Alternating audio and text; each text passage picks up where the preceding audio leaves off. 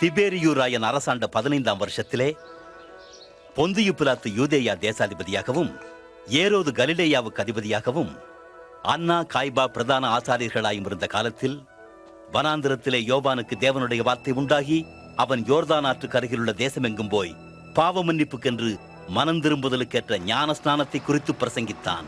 உங்கள் பாவங்களை விட்டு திரும்புங்கள், ஞான ஸ்நானம் பெறுங்கள், கர்த்தர் உங்கள் பாவங்களை மன்னிப்பார்.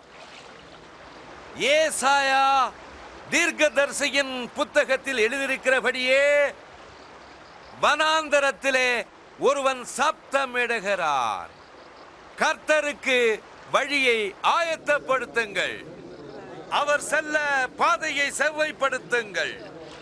பள்ளத்தாக்குகள் நிரப்பப்படும், மலைகளும் குன்றுகளும் தாழ்த்தப்படும், கோணலான வழிகள் நேராக்கப்படும், கரடான வழிகள் ஒழுங்காக்கப்படும். எல்லா மனிதரும் தேவனுடைய ரட்சிப்பை காண்பார்கள். நாங்கள் என்ன செய்ய வேண்டும்? மிரியன் பாம்பு குட்டிகளே, நாங்கள் என்ன செய்ய வேண்டும் என்கிறாய்? நாங்கள் எந்த வழியில் செல்ல வேண்டும் என்று எங்களுக்கு சொல்லும்.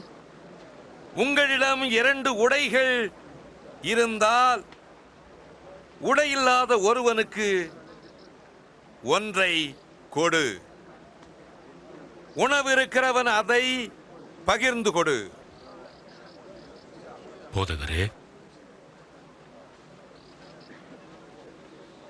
நாங்கள் வரி வசூலிப்பவர்கள், நாங்கள் என்ன செய்ய வேண்டும்?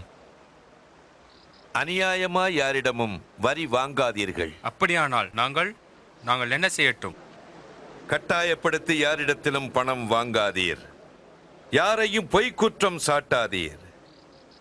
உன்னுடைய வருமானத்தில் திருப்தியாயிரு.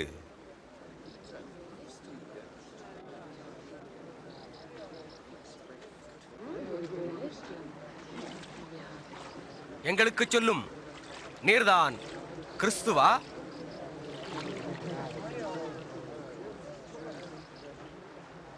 நான் நீரினால் ஞான ஸ்நானம் கொடுக்கிறேன். ஆனால் என்னிலும் வல்லவர் ஒருவர் எனக்கு பின் வருகிறார்.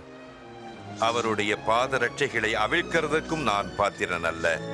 அவர் பரிசுத்த ஆவியினாலும் அக்கினியினாலும் ஞான ஸ்நானம் கொடுப்பார். தூற்றுக்கூடை அவர் கையில் இருக்கிறது. அவர் கோதுமையை நன்றாய் விளக்கி களத்தில் சேர்ப்பார். பதரையோ அவியாத அக்கினியினால் சுட்டெரிப்பார்.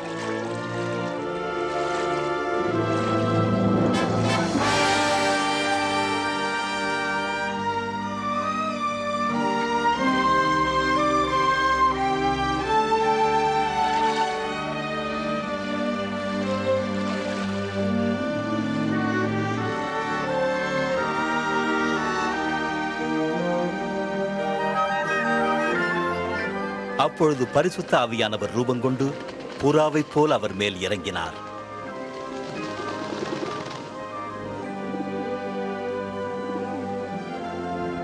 வானத்திலிருந்து ஒரு சத்தம் உண்டாயிற்று, நீர் என்னுடைய நேசகுமாரன், உம்மில் பிரியமாயிருக்கிறேன்,